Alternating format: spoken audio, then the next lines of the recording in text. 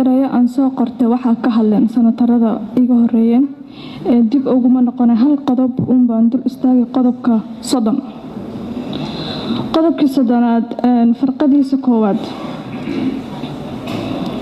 waxaa muuqata in qofka haddii uu dambiilo weyn waxaa muuqata haddii qofka uu dambiile asagoo ah isoo dhiibo uu dowladda isku soo dhiibo inay cafis loo fidin karo taasna waxay kalsooni xumo gelin kartaa dhammaan ehladii kuwii horaan ama isku soo dhiibay bay u keeni doontaa dhibaato taas waxaan leeyahay inaad haddii qodobka laga bixin karo ama si kale loo fasiri karo in aad fiirisiin isla qodobkaas waxaa waay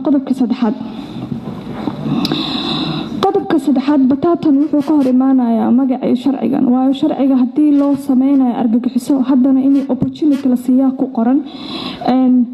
waxaa ka muuqata qofka argagixiso ka mid ah in uu mas-uul qaran noqon karo 5 sano kadib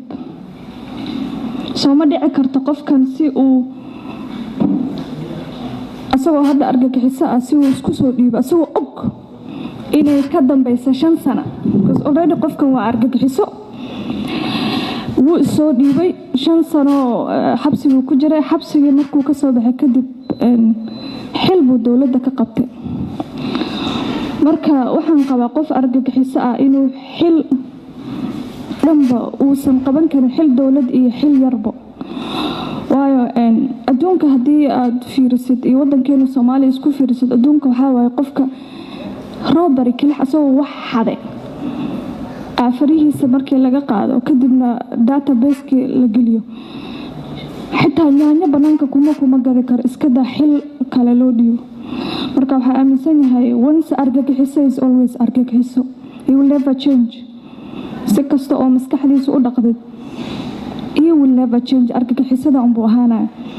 marka waxaan ka codsanayaa guddiga sharafta leh anigoo og guddigaas inay ku jiraan odayaal oo jananayaal oo dowladda ka soo shaqeeyo amniga si fiican u fahansan ayda qodobka inay ka saaraan